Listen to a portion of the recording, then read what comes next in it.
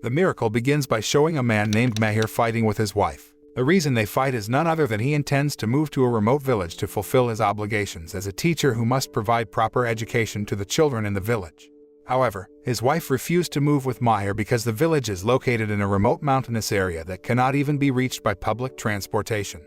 Instead of having to live there, she told him to resign from his job and find a new job so they could stay in the city. However, Maher is a teacher who is very dedicated to his work. He would still do his duties, even if he had to live in a remote village. After convincing his wife that his job as a teacher is very important for the children's future in the village, she finally allows him to go about his duties.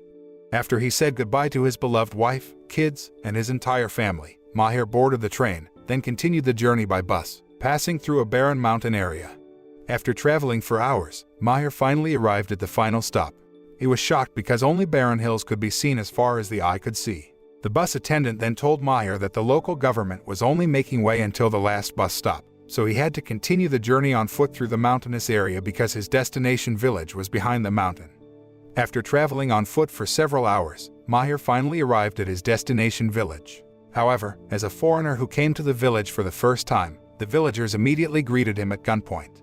Maher immediately told them that he was a teacher assigned to teach there. Hearing this, one of the village elders, an old man named Maher, greeted him with joy. Maher then asked the location of the school where he would teach. David said that the government had never established a school in their village. For this reason, Maher's arrival there brought new hope for the children in the village to receive a proper education like other children. Not only that, but David hopes that with Maher's arrival in their village, the government will start paying attention to their village by building schools, clean water sources, and power plants so that the lives of the villagers can become more prosperous. While going to David's house, Maher sees a disabled man being bullied by the children in the village. His name was Aziz, and he was the son of David. Maher and the village elders then discuss at David's house, where he insists on continuing to build the school, as he does not teach the children in the cattle shed because children do not farm animals. Maher intends to go to the city to discuss building a school with the head of the education office. However, David was pessimistic because it took the government 30 years to bring a teacher to their village, especially if you have to build a school. The next day, a boy gave Maher a small gift, which indicated that his presence was very welcome by the children in the village who had wanted to go to school for a long time. After that, David walked to the center of the field. He called Aziz, who wanted to get married this year. His two sons then rushed to him. However, when David asked who was older than them, Aziz approached his father. Although walking limp because of his condition, he seems excited because he wants to get married soon. David then greeted him with affection and put his arm around his kid. However, seeing Aziz's disabled condition, David decides that the one who will marry first is Selal, Aziz's younger brother. Before his mother looked for a future wife for him, Selal advised his mother to find a woman with good teeth. In that village, the process of introducing the prospective bride will be carried out by the future groom's mother, accompanied by his daughters-in-law and sisters. Selal's mother, Hazar, finally arrived at the bride-to-be's house and joyfully greeted her. After bringing drinks for her future mother-in-law, the girl named Saliha was then asked to read a chapter from the Quran without having to look at the text. Unexpectedly, she had pretty good memorization of the Quran. In addition, the bride-to-be is good at cooking and taking care of the household and can walk gracefully on a rope, so Hazar is increasingly convinced that she is the right choice for her son. However, when she saw Saliha up close, it turned out that she did not meet the criteria that Selal wanted, which was to have good teeth. However, Hazar still accepts Saliha as Selal's future wife because the most important thing for her is not physical appearance but good character and temperament. When Saliha's family asked about Selal, Hazar and her family immediately proudly boasted him in front of them. Long story short, the marriage between Selal and Saliha was finally held. The bride-to-be is paraded to the groom-to-be's house in a lively procession. Before meeting his future wife, Selal was encouraged by his brothers, who told him that his future wife was a gorgeous woman and was their mother's best choice. Hearing this, he became very happy because he thought his mother had succeeded in getting a woman who met his criteria. Selal finally met Saliha and praised her beauty. However, he was surprised when he saw Saliha smiling broadly and showing her teeth. The next day, Maher and David planned to go to the city to meet the head of the education office. Before leaving, Aziz walked over to them as if wanting to come along.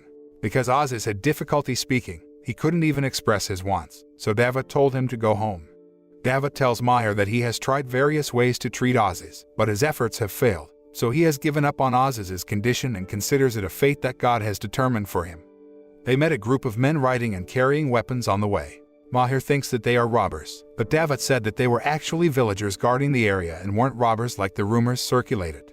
He calls them the Mountain Lion Army and insists they never steal, let alone rob and kill people. After a long journey, David and Maher finally arrived at the education office.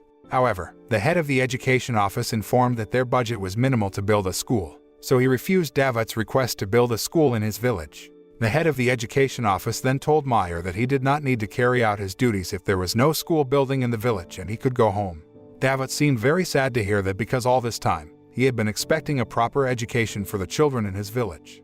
However, Maher couldn't do anything because it was all against his will. When he returned to the inn, Maher remembered the children in the village who welcomed him with joy because they were finally able to go to school. He felt sorry for them because they could not get the education they had always dreamed of. After thinking of various ways to help the children, Maher finally found a solution. They could build a school in the village so that he could teach them. He then meets David and his partner, putting into action a plan in which Maher pretends to be held hostage and asks his wife not to report to the police and send a ransom. After finally getting the money, Maher and David returned to the village, where they built its first school building. The villagers flocked to help Maher and David to build the school building. In fact, a pack of mountain lions helped them get their work done quickly. While the adults were busy doing their jobs, the children in the village still often bullied Aziz because of his physical condition. Maher seemed to be watching Aziz from a distance while thinking of ways to help him. Long story short, the school construction was completed faster than they expected. All the villagers gathered in the field to inaugurate the first school building in their village. David and the village elders seemed happy because, for the first time in decades living there, they could finally build a school building for their children and grandchildren. They hoped they receive a proper education and later become successful people who would improve their village. Maher seems happy because they finally have a school building with adequate facilities that can be used for teaching and learning. One day, when Maher was teaching a class, he accidentally caught Aziz, who was secretly observing the children studying in class. When he found out that Maher had caught him, Aziz rushed away from there. Seeing Aziz being bullied by children, Maher rushed to help him and advised the children not to be rude to him. Maher teaches his students to respect Aziz because, after all, he is older than them. After the incident, Maher caught Aziz around the school several times. However, when Maher called and tried to ask him something, Aziz ran away. Sometime later, Hazar panicked when she discovered that Aziz had disappeared somewhere. She was worried and then told Selil and his brothers to look for Aziz's whereabouts around their village. Not long after, Selil told his father that Aziz was actually at school. David and the others then rushed to the school, where they see Maher teaching Aziz to write on paper. David was very moved because Maher was willing to teach his disabled son. Maher appreciates Aziz, no matter how small the efforts shown him to learn to write. After that, Maher took Aziz home, where he was then welcomed by his whole family so that he became more confident and more enthusiastic about learning. Maher was relieved that Aziz had the full support from his family. After that, he often asked Aziz to stay at the school so he could teach him more intensely. As a teacher, Maher feels happy because all his students are passionate about learning. Even in winter, when their village is covered in heavy snow, they are still eager to come to school to learn. One of them is a boy named Gaffer, the son of Samilo, David's eldest son. 10 years ago, Samilo was forced to kill someone who publicly molested his father. Because of that, he was forced to leave his wife and child, fled, and hid in the mountains. One day, Samilo visited his family in the village, where David took him to school to see Gaffer studying.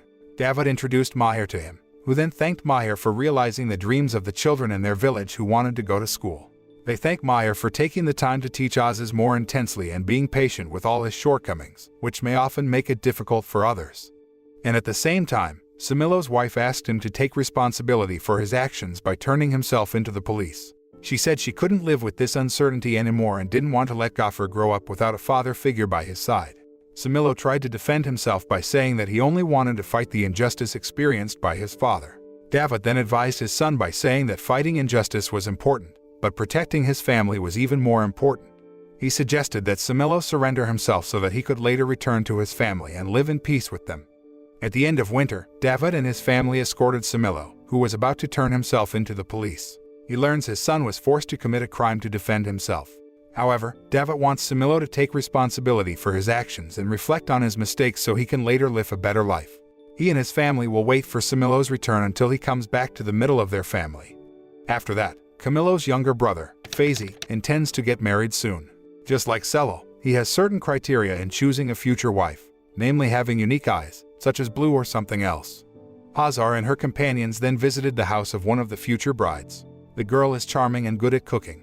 However, she was not very good at religious knowledge, so Hazar immediately rejected her. When visiting another bride-to-be's house, Hazar was a little surprised because the girl had squint-eyed. However, she praised her knowledge of religion and is good at cooking. Even though she didn't meet the criteria that Faizi wanted, Hazar accepted her as Faizi's future wife. When the bride's family asked about the figure of the prospective groom, Hazar and her companions proudly told Faizi's figure with pride. Long story short, Faizi's wedding day arrived. Before meeting his wife, Faizi was told by his brothers that his mother had chosen the best girl for him. However, when he finally met his wife, Faizi accepted the girl of his mother's choice with grace, even though it did not meet the criteria he wanted. A few days later, David and some men from their village decide to go to the city because Samila will face trial for the murder he has committed. They intend to support him and accept with grace any verdict handed down by the judge to him. Samila was sentenced to 24 years in prison overnight, but because the murder he committed was proven to be an accidental murder, the judge decided to reduce his sentence to 4 years in prison. That's a good thing rather than hiding forever in the mountains. Outside the courthouse, an old man named Issa is about to be shot by someone who holds a grudge against him. David, who knew this, immediately dropped the man's gun, and the police managed to secure him. Issa then rushed to thank David for saving his life. Issa intended to give a gift to him, but he politely refused and asked Issa to just go home. However, Issa insisted on giving a gift to David because he owed him his life. He then asks if David has an unmarried son because he intends to marry off his daughter. David then told Issa that his son was handicapped from birth and assumed that he would not be willing to marry off his daughter to Aziz. However, Issa did not mind it and asked him to prepare for their child's wedding. While he arrived at home, David told Aziz that he was getting married soon, and his mother picked the girl up at his house. Hearing that he was getting married soon, Aziz seemed very happy. David felt happy. He had no idea that his disabled son would finally be able to marry like his other siblings. He thought that all of that was God's will because if God had willed it, no human being could oppose him. Meanwhile, Hazar and her companions visited Issa's house to get acquainted with the prospective bride, where both families had agreed to marry Aziz and Issa's daughter. However, when they finally met Issa's daughter, Mizjan, they seemed stunned by her beauty. Not only beautiful, but Mizjan is a memorizer of the Quran, good at cooking and taking care of the household. Unlike when she was about to marry Selal and Faizi, Hazar could not boast of Aziz in front of the Mizjan family. Hazar instead burst into tears as she said that her son was born with a disability and was grateful that Mizjan was willing to marry Aziz despite knowing his condition. After that, Issa took his daughter to her future husband's house because the wedding would take place there. After meeting Aziz, neither Issa nor Mizjan regretted their decision to make him Mizjan's husband. Hazar then advised Mizjan to continue doing her duties as a wife as best as she could and to accept Aziz's condition as it is because his disability is God's will, so they must accept it gracefully.